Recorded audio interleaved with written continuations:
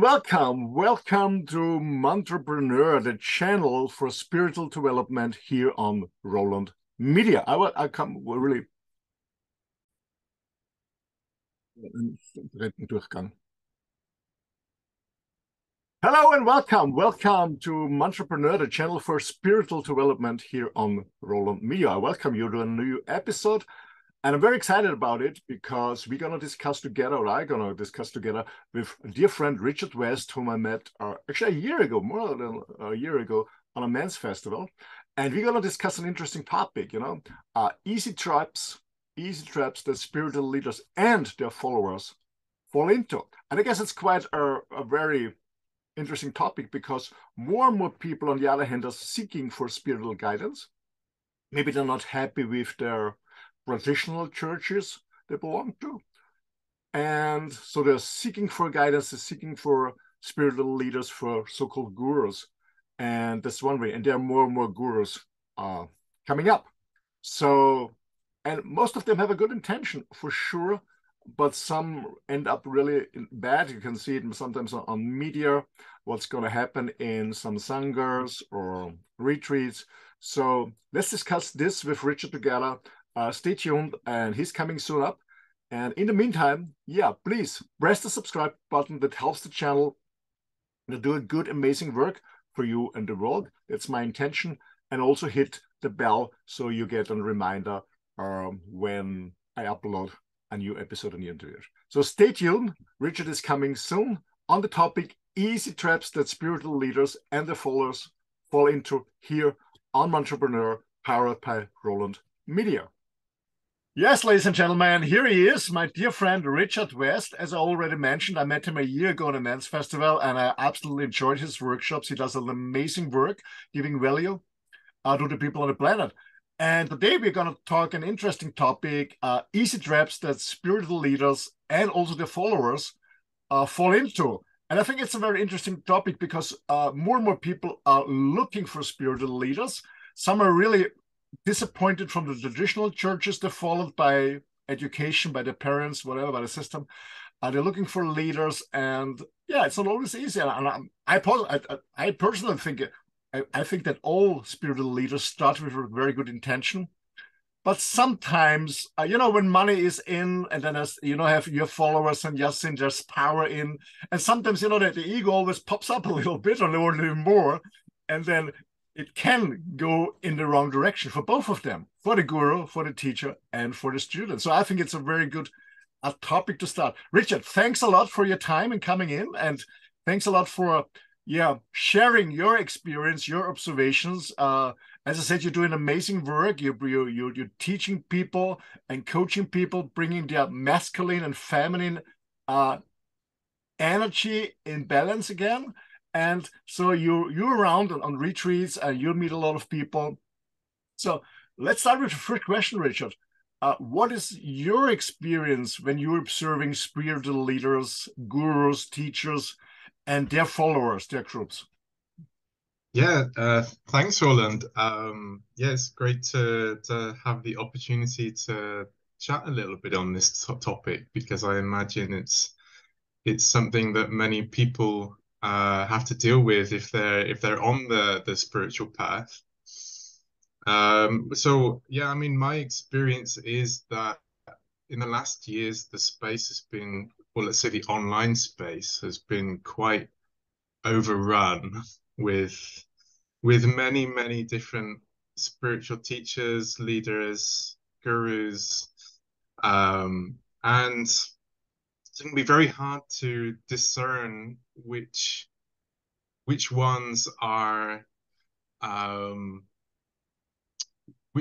more aligned for my personal needs and journey, and what I observe is that there are very few leaders out there who are truly self-realized, and that's okay. I believe that like you say, most people come out with good intentions. We can all be inspired from each other. We can all learn something from each other. But very often, as you said, there are certain things that can get in the way when people start to identify as being a spiritual leader. Then it's easy to put yourself a little bit on a pedestal. Mm. Or like you say, when money comes in, there can often become a need for that. I've had experience of that in my own work, where last year I was trying to become full time in my offerings, in my service to people, and over time, money became a topic for me, and I was I was putting things out there um, in order to bring myself some income in. And that's where I noticed, gosh, it's becoming kind of distorted now. And I had to go back to working a part-time job, which has been the best thing for me because I've been able to deal with that pattern of what I would call it poverty consciousness, Absolutely. which we can talk a little bit about later. But like I said, there are many leaders out there, and some more realized than others. And I think it's okay if somebody has still got some ways to go on their path, because, like I said, we can all be inspired from each other, but it needs to be very clear what the limitations are. And also, you know, seekers of truth, seekers of the spiritual path tend to come in from that often from that ego level as well of needing to fix problems and or achieve enlightenment or these kind of things. Absolutely. First of all, Rachel, thanks for being so honest and open. And I know what it means when you go from part time, you have a good intention to full time. And I said, oh, go, my goodness, I have to settle my bills, and then sometimes you do things to just get the money. It's less about the students, it's more about ourselves, and that's a trap. Thanks for opening that. But what I also see before we talk about looking out for traps is, I mean, when a seeker is mentally not in balance, then it's very easy to fall into trap. You know, just see the guru, the healer, somebody where they can give up their responsibility and say, okay, this person is healing me or leading me or guiding me or telling Right, or telling me what to do. Actually, telling me what. right, exactly. And so many people crave that, right? Yeah, absolutely. Yeah. I see that, and yeah, that's one thing. And the other thing is, I mean, when you go to a sangha, to a retreat, you get a feeling about the person teaching there or praying there, whatever you want to call it. But as you said, there's a lot of online offering. You know, you just see the people in front of a screen, but you don't see when the person is switching up the screen. What's really going up? How the person is living, how this person is behaving. So even online, it's much more difficult to find out. I wouldn't say a good, yeah, but a proper, let's say a proper teacher, a proper guru. Uh, so as I said, you know, it's especially what I see, it's very difficult for people who are not mentally balanced. They really fall into it. They get addicted to a guru, and they're following them, and then they don't see reality itself. They don't see what's really going on, and then it's very easy uh, that as you said, when a guru, a healer, or a teacher is not really self-realized, and the ego comes up, and then yeah, abusing the person in any kind, taking the money or whatever it is. So, Richard, why should we look out for traps? Why it's so important that we should really look out for traps, and what kind of traps could there be? Well, I mean, there's the main reason I would say is because most of these traps are rather subtle. They're not always immediately obvious in the beginning, you know. The main thing is that seek, like you say, people who are kind of mentally imbalanced, especially, but also people who aren't so imbalanced can very easily fall into the trap of wanting to solve their problems and wanting somebody else to solve the problems for them. Yeah, So they give that power away to that person. Um, and then as spiritual leaders, it can be very tempting when you see the solution to somebody's problem to tell them what that solution is, yeah, right? That's also disempowering for that person absolutely. because they don't get to discover that for themselves and solve it for themselves. Absolutely. I Yeah. can relate to this because, I do a lot of business coaching to executive managers, and sometimes I already see the solution for them, but it's not my job to jump in. It's more my job to ask the good question, and because everything is inside. It's the same as when we're seekers, when we're on a spiritual path, everything is inside. And I guess the guru has just leading by example, asking good questions, challenging us, by maybe provoking us that we go in a different direction with our thinking, but not bringing a fixed solution because then, you say, okay, it's easy. I don't have to do it. Just consuming. I pay something, whatever it is, and I get a solution. And that's not Right.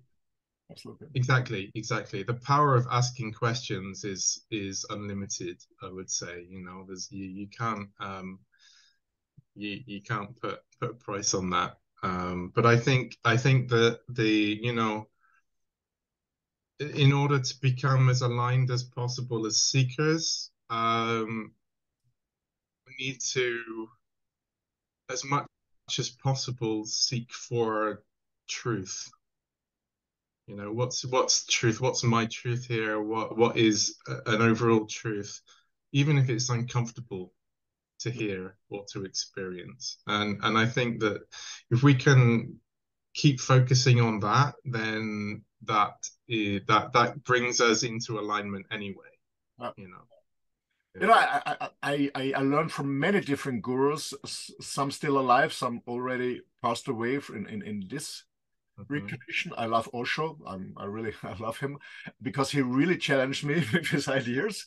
So I love it. Yeah. But I always stay in the driving seat. I always stay in the driving seat. I learn from them. Okay, they challenge me, and to be honest, I'm very cautious when I find somebody, if we're reading a book or attending a course or whatever, and I say, oh wait, yeah, that's absolutely my opinion. And I said, okay, well, okay, no, I'm looking for somebody who challenges me because I want to grow. I don't want to sit there and say yes, yes, yes, yes, nice, because now nothing is happening.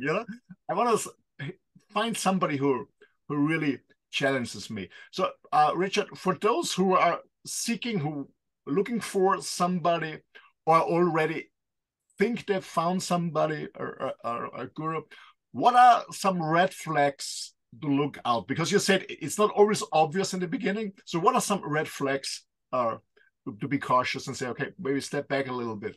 Yeah. So as we've already been kind of talking about, like selling a quick fix solution to a problem would be a major red flag to look out for. The spiritual journey is a marathon, it's not a sprint. Yeah. And Beautiful pill out there in the market. right, exactly. Yeah. Another red flag was something that I've seen many people in the online space doing because it is touted as a good marketing technique is bragging about their life or their success and saying, well, you can have that too. Yeah, That for me is a major red flag because it is touting a certain outcome as being the thing to strive for, and somebody else's success might not look like what your success might look like. absolutely. Um, yeah, so that for me is a major red flag as well. As you pointed out, like people who are not prepared to offend people, you know, just giving them reassurances and niceties. I think if you're in contact with a teacher or a leader and they're constantly reassuring you and telling you everything's okay, then that would be a red flag for me, because the the path of truth, the path of spirit doesn't always feel okay, Absolutely, you know? absolutely. Yeah. It can often be extremely challenging, and I think it takes a real spiritual leader to be able to sit with somebody in that challenge, and in that density, and reflect to them that, like, yeah, okay, things aren't okay. And yeah. Yeah, absolutely. Yeah. The lotus is only growing and blooming in mud and not on marble. So Right, exactly. you have to go through the shit. Absolutely, absolutely, Exactly. As Rumi said, the pain is where the light enters. absolutely. Yeah, Yeah. absolutely. That's certainly been my experience. Yeah, yeah, Yeah. Yeah. So the other thing I notice is, again, especially on the online space, there's a lot of people out there who tend to to fill the social media feeds with kind of nice, easy, surface level quotes like "happiness is a choice," for yeah, example, and that that sometimes gets to me a little, because these are very easy quotes to repeat, and yet there's some truth to them, but they can easily, if somebody takes that on board, it can also easily become distorted, yeah, yeah, because for example, with happiness is a choice, at the level of the soul, the concept of happiness goes away. yeah, absolutely. And yeah, and the concept of choice as well, because there's an element of flow uh, there, and yeah, so there's a lot of people out there doing that, without the necessary experience to really go deeper into it. Yeah, Yeah. absolutely. So those are kind of some red flags for to look out for from leaders, but there's some red flags as a seeker as well. Yeah, Yeah. So again, like seeking nice, lovely surface level experiences, there's an abundance of offerings out there at the moment, like ecstatic dance, cacao ceremonies, things like that, which are all great, and they have their place and they're necessary. Um, and yet I noticed that at these events, there's loads and loads of people. And at the events that go a little deeper and challenge you, they're nowhere near as popular. Uh, yeah, and I noticed that especially since C19, um, especially since that whole situation, tends to be even more the case, which is interesting. Yeah. So again, that quick fix mentality, wanting to have the fast solution to the problem, and I noticed that especially in people who, for example, go to plant medicine such as ayahuasca. There's a lot of people looking for that amazing experience, but it can often put you 5 steps ahead in your journey, which then becomes completely overwhelming, and you need to come back a little bit to go forwards in a more aligned way again. Also, people doing all these this might this might provoke a few people, doing all these Kundalini practices. yeah, There's a lot of Kundalini, raising Kundalini practices out there. But if you're not, so Kundalini comes in as you realign, as you purify the lower vehicles, the body, the emotions, and the mind. Then the higher self has a channel which you can come in through. However, if you are forcing it in, then it impacts all these lower vehicles and can really, really discombobulate your life. It, puts it into chaos if it comes through prematurely. Absolutely, absolutely, Yeah, absolutely. yeah, What you mentioned, some things really reminded me almost 40 years ago, when I started about, personal development, because, I started a business, being successful, and I followed, it was an American market. There wasn't much on Europe, so an American market, there's chakra and yeah, right, easy, 5 simple steps. You go there and said, well, cool. Then you go back in your normal life, said, oh, fuck, it's not working at all. So you're looking for another teacher and said, yeah, it's easy. It's not complicated, but you have to follow my 7 secret steps. And you try this. And that's the right, same a little bit in the spiritual environment. That's what I see, easy fix, easy steps. And then, okay, you go to the next one, you go to the next one. And people, I really became what I call them seminar retreat junkies, So they love to be in this nice bubble with like-minded people, easygoing, because everything is easy, It's not complicated. Yeah, it's not easy. It's all not easy. And then you come back to the real world, and then you say, "Oh fuck, okay, let's go jump back in this bubble, booking the next seminar, whatever." right, right. Exactly. Yeah, yeah. Retreat junkies. I like that. Yeah, yeah, yeah. And all these things work because there is some truth to it. This the soul seeks simplicity, I think, and the spiritual journey doesn't have to be complex and complicated.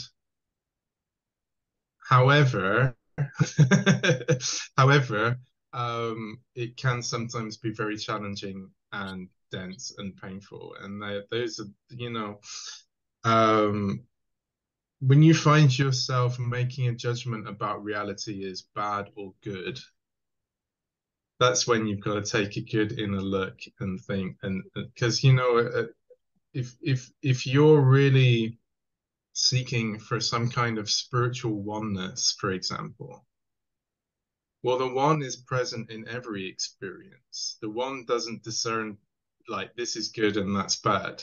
The one is everywhere in everything. So um it doesn't judge, you Absolutely. know. Yeah. And Yeah. Rich, not only the soul is looking for simplicity, also our brain, because our brain is trained over thousands and thousands of years to save energy, to survive. That's why we're looking for a quick fix. We don't want to spend too much energy in working out or moving, but also in thinking, because we know that the brain really takes a lot of sugar, a lot of energy to work, and really, and the brain wants to save energy. It's the same thing, absolutely. Yeah. Richard, let's talk about a bit of a controversial topic. It's money. Money. Right. I strongly believe money is nothing bad, because you have to give the seeker, the student, the chance uh, to balance it. And sometimes it's just money. You pay for the service. What is absolutely fine for me. But money can also be a trap. So what does money, or how does money affect, yeah, the guru, the teacher, student relationship? What's Right. your experience? Well, yeah, I mean, I tend to agree with you. I mean, money in itself is just an energy at the end of the day. Um, and at the moment, it is what we tend to trade with in our society. And so I think it's perfectly fine to trade services for money.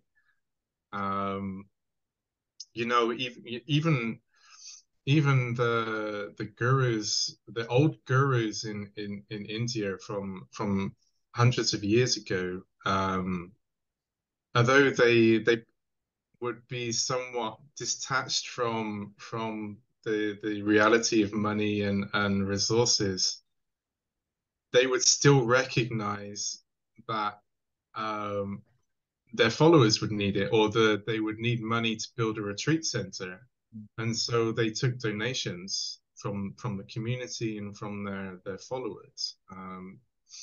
So to say that money it doesn't have a place in spiritual services, I think is slightly. uh, slightly naive, to be honest. However, um, as I said, with my experience, you know, when it becomes being about the money, where you offer your services in order to receive an income, that's where it can become distorted, because you start to have a like a poverty consciousness. You need something from them in order to keep going, you Yeah. know. And yeah, I noticed this even in the people who are these manifestation gurus, you know, who have millions of dollars, euros. They still, I still see them in a certain amount of poverty consciousness. Mm. Even, you know, I don't think poverty consciousness has anything to do with how much money we have or resources. It's a consciousness, you know. I've experienced people who have no money, who are virtually living on the streets, and they are in an abundance consciousness, Right. you know. Yeah. So nothing wrong with giving money as an exchange, but if there's an attachment to money, um, then it can become distorted. Also, we have to remember that people tend to value the service a lot more when they pay more for it. Yeah, yeah, yeah. I just think the high price is good value. Yeah, yeah, it's an maybe not an uncomfortable reality for many people, but at the moment that is the case. Yeah, you know what? It becomes like a status symbol, you know, like before I have a nice car or whatever. Now I can afford this guru. And sometimes I see it on social media. I don't know, maybe my attention is just there, but I what I observe is on social media, a lot of female teachers come up with this, you know, female power. And some say, yeah, you can make this and this. And if you can afford a 10,000 or even a 50,000, then you're not committed. Right, Yeah. right, And go with the best, you know, because you deserve the best, go with the best. You know? right. Exactly, exactly. Yeah. Well, I mean, yeah, you can also see it as well. You know, actually, my service is priceless. Yeah, yeah, absolutely. Yeah. So how can I put a figure on it? Actually, you know, and when you say, well, my service is worth $10,000 because it's the best, you know, why does that make it more valuable than a service that's worth Mm. $200? Yeah. You know, it's not the price that gives it the value. However, um, what we can do, what I've found is a good way of working is to make a kind of a tiered pricing structure where those who don't earn so much pay less, but they're still paying a value for them which they see um, as a reasonable contribution. But you know, You know, sometimes these teachers tell you have a nice story, a legend around them. You know, I was broken and I took my last dollar and I was sleeping in my car and I took my last dollar, had nothing to eat, and I paid this guru and I learned and everything changed in my life. You know the stories, you know. uh, power of story.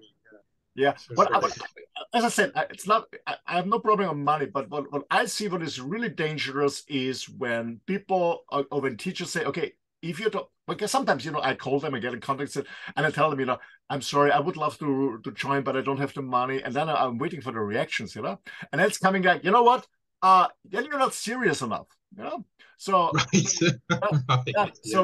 so go to your friends, ask for the money. And what really becomes dangerous when people go to the bank, taking, I don't know, 10,000, 50,000 on euros, on dollars, and going to depths and thinking and hoping and whatever, uh, it's solving the problems. And then after the workshop, nothing is happening because it's up to them. It's not about the girl. And what's Mhm. left is a hell of debts on the bank. And that's what I believe is very dangerous. Absolutely. Absolutely. Yeah. Yeah. Yeah. No, I completely agree with you. I completely agree. I don't think spiritual services should be about money at all. Yes, we need an energy exchange, and it needs to be given value in that context, but it shouldn't be about how much money you're paying towards it. Absolutely. Yeah. Richard, let's focus on the positive side because there are really good teachers out with a good intention. So, what are some? We talked about red flags. Let's talk about some green flags to to discern good, whatever is mean by good. I don't want to judge, but what are some green flags to discern good spiritual leaders and also good spiritual sanghas groups? Yeah, yeah, sure. So I think the best green flag to look out for is that the group or the leader is creating a space for natural, authentic inquiry, and not saying, right, this is the problem, let's figure out the solution. Because the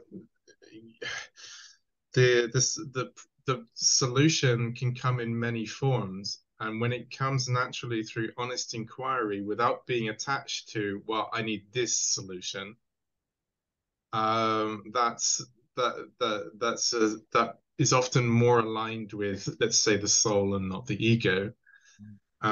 So I would say that first of all, a green flag for me is when a spiritual leader admits their limitations. Mm.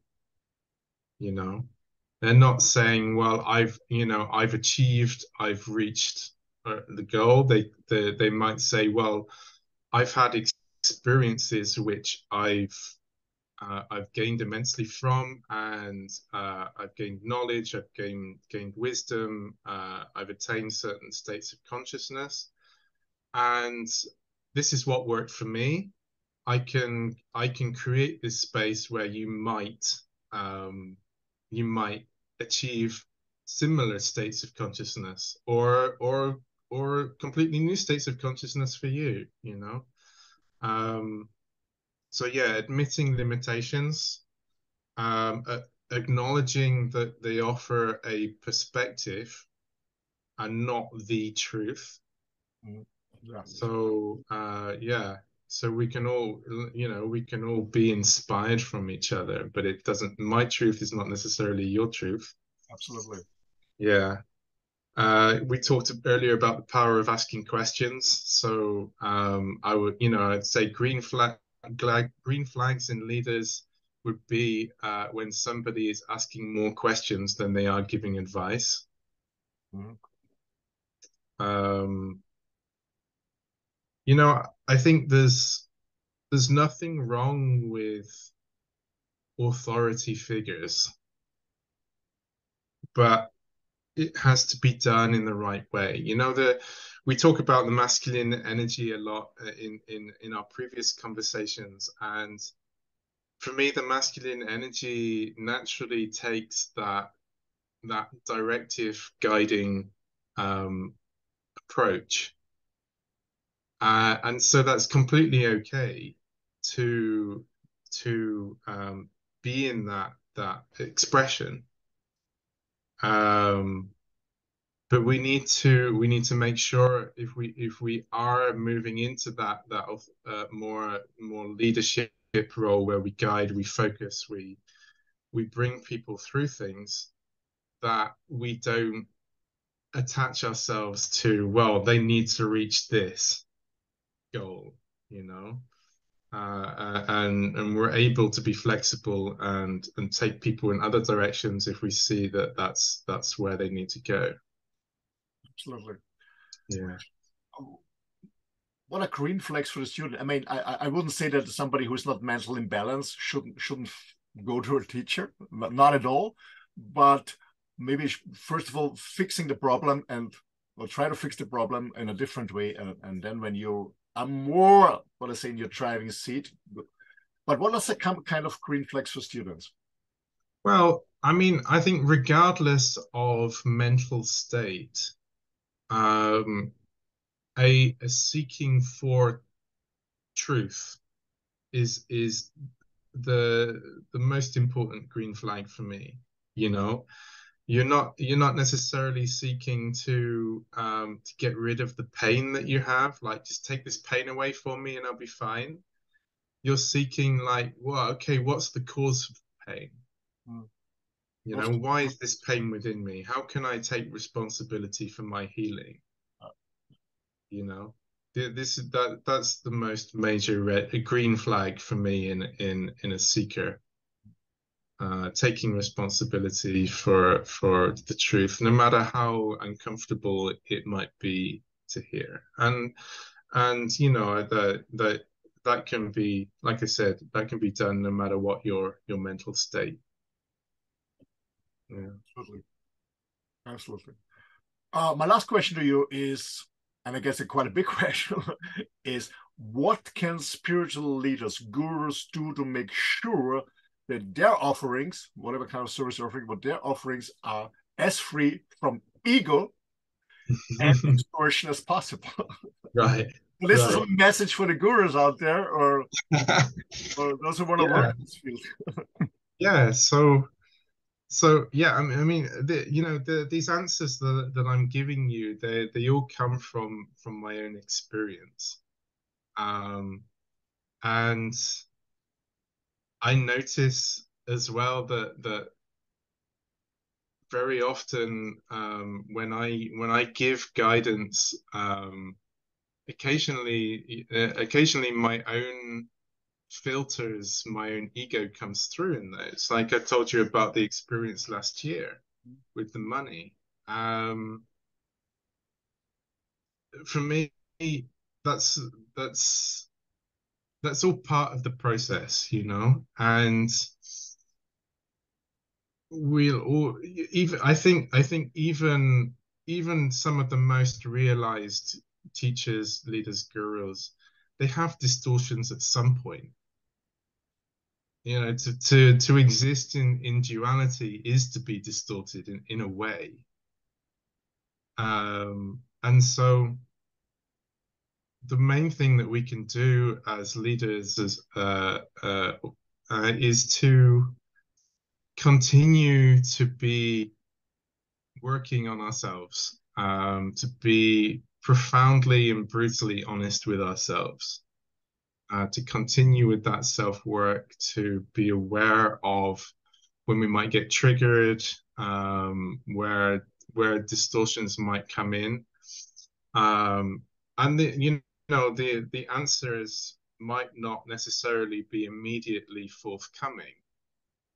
And so we need to be able to be prepared to sit in that inquiry, in the question, and notice and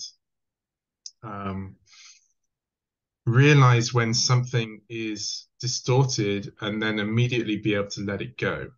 You know, this was my experience last year. I can be somewhat stubborn.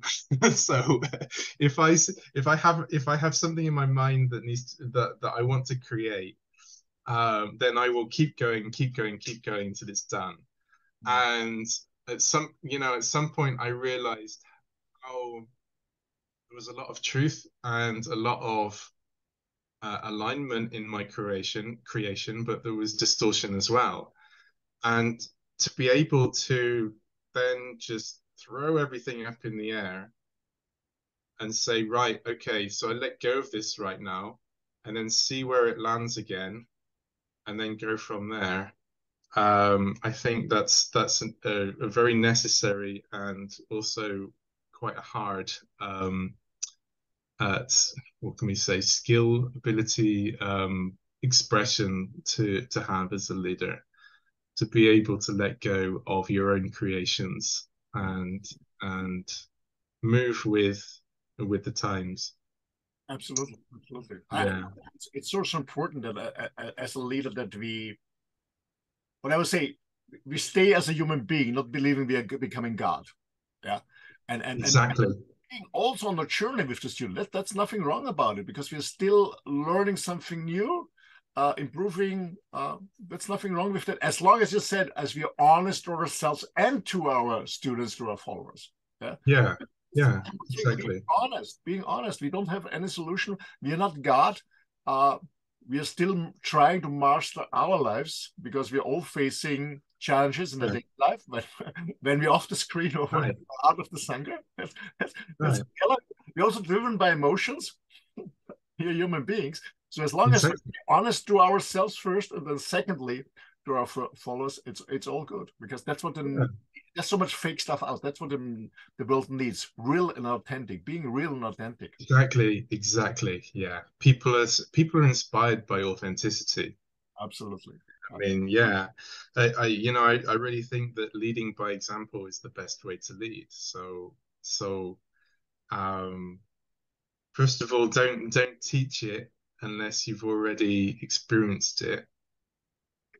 Um, but you know, I think again, providing the space for inquiry is the most um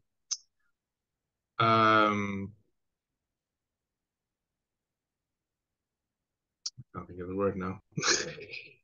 Well, it it does so much more than just telling people answers. Yeah. Yeah. And so and you can do that without being perfectly realized. Absolutely. Yeah. As long as you yourself are are living that process, then you can show other people those techniques, that process as well. Absolutely. You know, Yeah. Rich, I strongly believe that life is imperfect. When it's perfect, it's death. Absolutely. So, Absolutely. Yeah.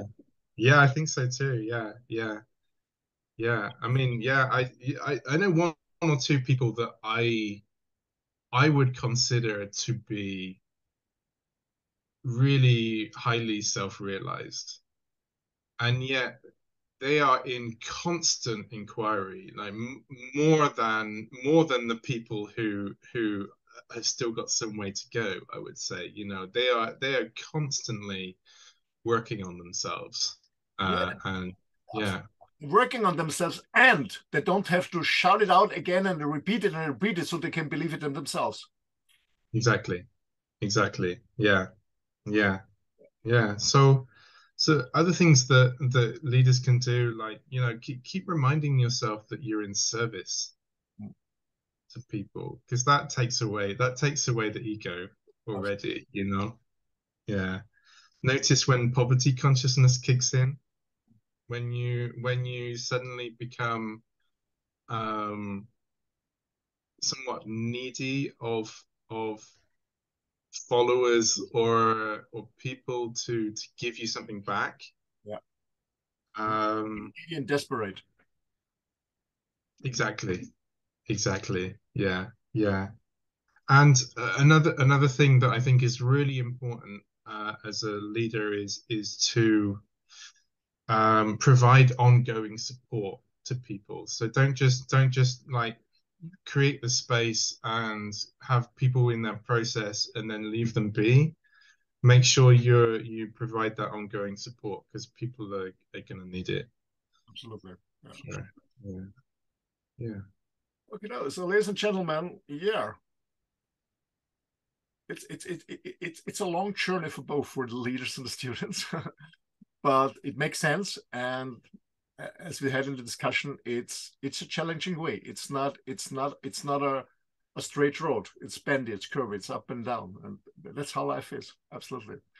Richard, thank you so much for sharing your experience. I highly, really, I learned so much from you, and I highly appreciate it. And yeah, so and I think it's For just having me on, and thank you for the inquiry. Thanks for the opportunity. yeah, thank you, man, because I think it's so important. Because as I said in the beginning, there's so many seekers outside, and some will get really lost, absolutely lost. Wouldn't say lost in translation, but lost in space because there's a lot of Right. things outside where to go, and it's not easy. Absolutely, Richard. Thank you so much again. Thank you, Roland. Yeah. All the best. Thank you. Pleasure. Yeah, ladies and gentlemen, this was Richard West, and I hope you have enjoyed it really, and you get some insights and maybe new ideas, and okay, so staying away from this trap, and yeah, what's about to find a good teacher. Yeah, again, please, if you liked it, press the subscription button. That helps the channel, and also the bell so you get a reminder when we upload a new episode. Thanks for joining us here on Roland Media on the channel MANTRApreneur. Stay safe, all the best, and thank you so much for listening to us. Thanks a lot.